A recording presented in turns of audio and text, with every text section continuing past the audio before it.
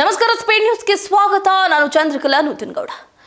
ಬಿಜೆಪಿಗೆ DV Sadananda Gowda big shock. Prestige apartment ರಹಸ್ಯ ಬಯಲು ಮಾಡಿದ್ರು ಮಾಜಿ ಸಿಎಂ.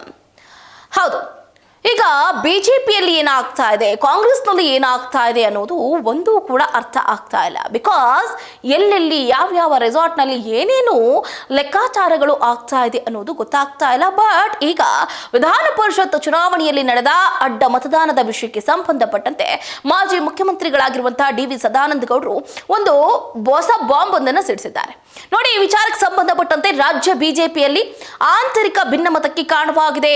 ಕಾಂಗ್ರೆಸ್ನ 5ನೇ ಅಭ್ಯರ್ಥಿಯ ಗೆಲುವಿನ ಹಿಂದೆ ನಡೆದಿದ್ದ ಅಪಾರ್ಟ್ಮೆಂಟ್ ರಹಸ್ಯ ಸಭೆಗಳ ಕುರಿತು ಮಾಜಿ ಮುಖ್ಯಮಂತ್ರಿಗಳು ಡಿ ವಿ ಸದಾನಂದ ಗೌಡರು ಅತ್ಯಂತ ಸ್ಫೋಟಕ ಮಾಹಿತಿಯನ್ನ ತಿಳಿಸಿರುವಂತದ್ದು. ಪಕ್ಷದ ರಾಜ್ಯ ನಾಯಕರ ಉದಾಸೀನತೆಯೇ ಇಂದಿನ ಸೋಲಿಗೆ ಪ್ರಮುಖ ಕಾರಣ ಅಂತ ನೇರವಾಗಿ ಚಾಟಿಯನ್ನ ಬೀಸಿದ್ದಾರೆ.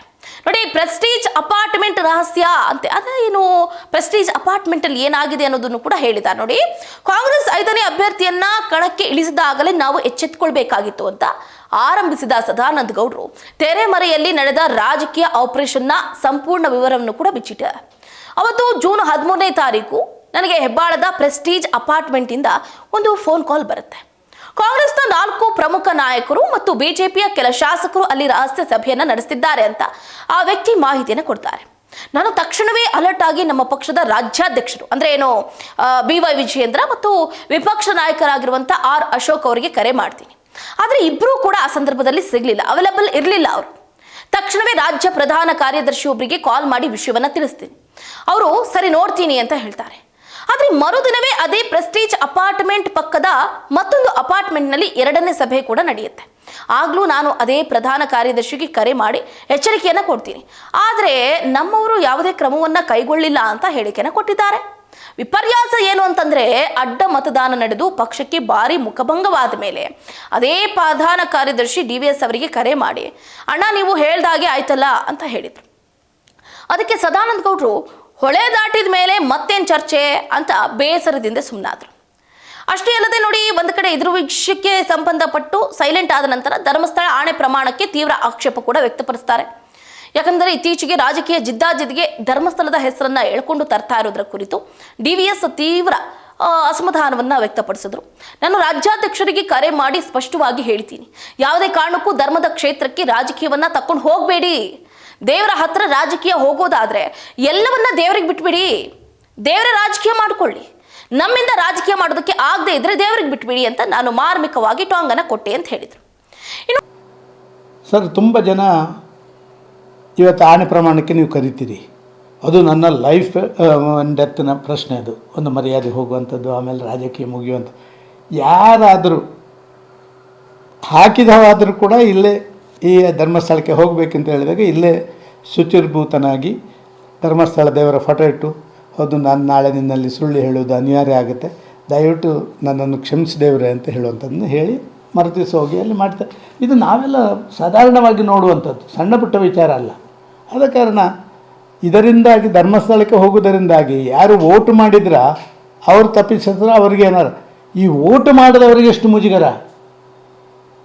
ನಾನು ಸುಮ್ಮನೆ ಹೋಗಿ ಅಲ್ಲಿ ವೋಟ್ ಮಾಡಬೇಕಲ್ಲ. ಆಯಿತು, ಒಂದು ವೇಳೆ ಯಾರಾದರೂ ಒಂದಷ್ಟು ಜನ ಶಾಸಕರು ನಾನು ಆಣೆ ಪ್ರಮಾಣ ಮಾಡೋದಿಲ್ಲ, ನಾನು ಬರುವುದೇ ಇಲ್ಲ ಅಂತ ಹೇಳಿಬಿಟ್ರೆ ಪಾರ್ಟಿಯ ಪರಿಸ್ಥಿತಿ ಏನು?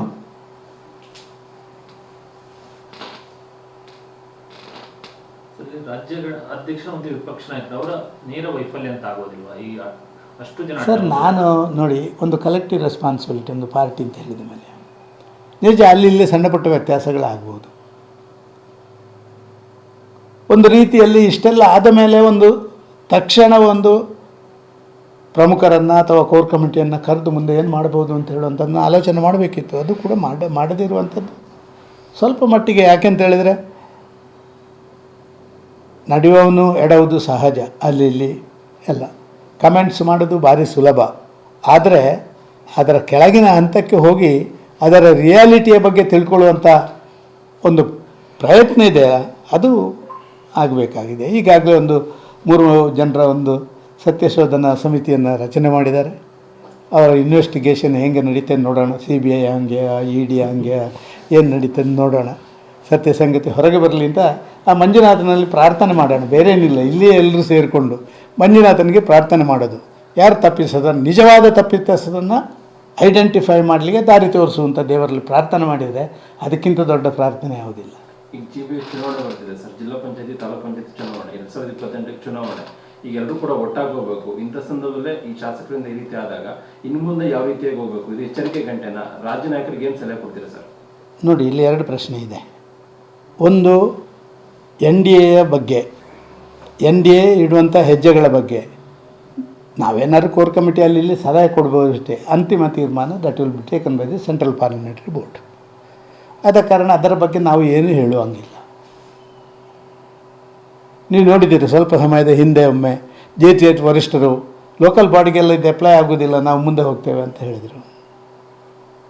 ಸ್ವಲ್ಪ ದಿನ ಬಿಟ್ಟ ಮೇಲೆ ಇಲ್ಲ ಅದು ಕೇಂದ್ರದ ವರಿಷ್ಠರು ಈಗಾಗಲೇ ಹೇಳಿದ್ದಾರೆ, ಎಲ್ಲ ಒಟ್ಟಿಗೆ ಹೋಗಬೇಕು ಅಂತ ಹೇಳಿದ್ದಾರೆ. ಈ ರೀತಿ ಜಿಜ್ಞಾಸೆಗಳು ನಡೀತಾನೆ ಇರ್ತವೆ.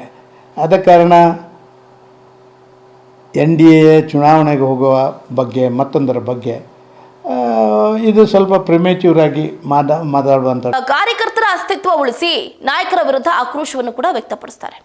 ರಾಜ್ಯ ನಾಯಕರು ಕೇವಲ ತಮ್ಮ ಸ್ವಂತ ಅಸ್ತಿತ್ವವನ್ನು ಉಳಿಸಿಕೊಳ್ಳೋದಕ್ಕೆ ಶ್ರಮವನ್ನು ಹಾಕ್ತಾ ಇದ್ದಾರೆ. ಮೊದಲು ಪಕ್ಷಕ್ಕಾಗಿ ದುಡಿಯುವ ಕಾರ್ಯಕರ್ತರ ಅಸ್ತಿತ್ವವನ್ನು ಉಳಿಸ್ಕೊಳ್ಳಿ.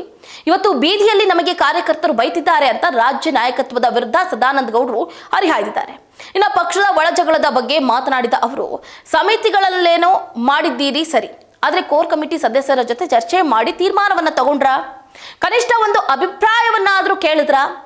ಯಾರನ್ನು ಸಮಾಲೋಚನೆ ಮಾಡದೆ ಎಲ್ಲವನ್ನ ಏಕಪಕ್ಷೀಯವಾಗಿ ಮಾಡ್ತಾ ಇರೋದರ ಪರಿಣಾಮವೇ ಈ ಇಂದಿನ ಸೋಲಾಗಿದೆ. ನಮ್ಮ ಒಳಜಗಳ ಮತ್ತು ಆಂತರಿಕ ವ್ಯವಸ್ಥೆ ಸರಿ ಇಲ್ಲದ ಕಾರಣಕ್ಕೆ ನಾವು ಸೋತಿದ್ದೀವಿ ಅಂತ ಒಪ್ಕೊಂಡಿದ್ದಾರೆ. ಇನ್ನು ಇದು DKಶಿಗೆ ಗೆಲುವೋ ನಮ್ಮ ವೈಫಲ್ಯವೋ? ನೋಡಿ, DK ಶಿವಕುಮಾರ್ ಅವರ ರಾಜಕೀಯ ಕಾರ್ಯತಂತ್ರವನ್ನ ಉಲ್ಲೇಖಿಸಿದ DVS, DK ಶಿವಕುಮಾರ್ ಅಂತಹ ನಾಯಕ CM ಆದ ವಾರದಲ್ಲೇ ಇಂತಹ ಭರ್ಜರಿ ಏಟ್ಕೊಟ್ಟಿದ್ದಾರೆ. ಇದನ್ನ DK ಶಿವಕುಮಾರ್ ಅವರ ಗೆಲುವು ಅನ್ಬೇಕು ಅಥವಾ ನಮ್ಮೊಳಗಿನ ವೈಫಲ್ಯ ಅನ್ಬೇಕು? ಈಗಲಾದ್ರೂ ಸಂಪೂರ್ಣ ವ್ಯವಸ್ಥೆಯನ್ನ ಸರಿಪಡಿಸುವ ಅಗತ್ಯ ಇದೆ. ಒಂದು ವೇಳೆ ಈ ಚುನಾವಣೆಯಲ್ಲಿ ನಮ್ಮ ಅಭ್ಯರ್ಥಿ ಸೋತಿದ್ರೆ ಬಿಜೆಪಿಗೆ ದಕ್ಷಿಣ ಭಾರತದ ಹೆಬ್ಬಾಗಿಲು ಸಂಪೂರ್ಣವಾಗಿ ಬಂದಾಗ್ತಾ ಇತ್ತು. ಆತ್ಮ ಇರುವವರು ಈಗಲಾದ್ರೂ ಆತ್ಮಾವಲೋಕನ ಮಾಡಿಕೊಳ್ಳಿ ಅಂತ ಸ್ವಪಕ್ಷದ ನಾಯಕರಿಗೆ ತೀಕ್ಷ್ಣವಾಗಿ ಎಚ್ಚರಿಕೆಯನ್ನು ಕೊಟ್ಟಿದ್ದಾರೆ. ನೋಡಿ, ದೇವಿ ಸದಾನಂದ ಗೌಡರು ಈ ಪ್ರೆಸ್ಟೀಜ್ ಅಪಾರ್ಟ್ಮೆಂಟ್ ವಿಷಯದ ಬಗ್ಗೆ, ಅಂದ್ರೆ ಆ ರಹಸ್ಯದ ಬಗ್ಗೆ ಹೇಳಿಕೆಯನ್ನ ಅಥವಾ ಏನಾದ್ರೂ ಹೇಳಬೇಕು ಅಂತಂತ ಹೋದಾಗ ರಾಜ್ಯಾಧ್ಯಕ್ಷರಿಗಾಗಿರ್ಲಿ, ವಿಪಕ್ಷ ನಾಯಕರಿಗಾಗ್ಲಿ, ಅಂದ್ರೆ ಅಶೋಕ್ ಅವರು, ವಿಜಯೇಂದ್ರ ಅವರಿಗೆ ಕರೆ ಮಾಡಿದ ಸಂದರ್ಭದಲ್ಲಿ ಅಟ್ಲೀಸ್ಟ್ ಒಂದು ಸೌಜನ್ಯ ಮನೋಭಾವದಿಂದ ಏನಾಯ್ತು ಏನು ಅಂತ ಅಟ್ಲೀಸ್ಟ್ ಬ್ಯಾಕ್ ಕಾಲ್ ಮಾಡ್ಲಿಲ್ವಾ? ಆ ವಿಷಯದ ಬಗ್ಗೆ ಏನು ಸದಾನಂದ ಗೌಡರು ಏನು ಹೇಳಲಿಲ್ಲ ಇಲ್ಲಿ ಆಕ್ಚುಲಿ. ಸೊ ನೋಡಿ, ಸಣ್ಣ ಸಣ್ಣ ಎಡವಟ್ಟುಗಳು ಯಾವ ರೀತಿ ದೊಡ್ಡ ಮಟ್ಟದಲ್ಲಿ ಒಂದು ಬಂಡೆಗಲ್ಲಾಗಿ ತಲೆ ಮೇಲೆ ಬೀಳುತ್ತೆ ಅನ್ನೋದಕ್ಕೆ ಇದೊಂದು ನೈಜ ಉದಾಹರಣೆ ಅಂತಾನೆ ಹೇಳಬೇಕು. ಒಟ್ಟಾರೆಯಾಗಿ DK ಶಿವಕುಮಾರ್ ಅವರು ಅಧಿಕಾರವನ್ನು ವಹಿಸಿಕೊಂಡ ಕೆಲವೇ ದಿನಗಳಲ್ಲಿ ಗೆಲುವನ್ನ ಸಾಧಿಸಿದ್ದಾರೆ, ಬಿಜೆಪಿ ಸೋಲನ್ನ ಉಂಡಿದೆ ಅಂತ ಈಗ ಮಾಜಿ ಮುಖ್ಯಮಂತ್ರಿಗಳಾಗಿರುವಂತಹ ಸದಾನಂದ ಗೌಡರು ಒಪ್ಪಿಕೊಂಡಿದ್ದಾರೆ. ಸೊ ಈ ವಿಷಯಕ್ಕೆ ಸಂಬಂಧಪಟ್ಟಂತೆ ಮುಖ್ಯಮಂತ್ರಿಗಳಾಗಿರುವಂತಹ DK ಶಿವಕುಮಾರ್ ಆಗಿರ್ಬೋದು ಅಥವಾ ರಾಜ್ಯಾಧ್ಯಕ್ಷ BY ವಿಜಯೇಂದ್ರ, ವಿಪಕ್ಷ ನಾಯಕ ಅಶೋಕ್ ಅವರು ಏನ್ ಹೇಳಿಕೆಯನ್ನು ಕೊಡ್ತಾರೆ ಅನ್ನೋದನ್ನ ಕಾದಷ್ಟೇ ನೋಡ್ಬೇಕಾಗಿದೆ. ಇದಾಗಿತ್ತು ಇವರೆಗಿನ ಅಪ್ಡೇಟ್. ನೋಡ್ತಾ ಇರಿ ಸ್ಪೀಡ್ ನ್ಯೂಸ್, ಸುದ್ದಿ ನಿಮ್ಮದು, ವೇಗ ನಮ್ಮದು.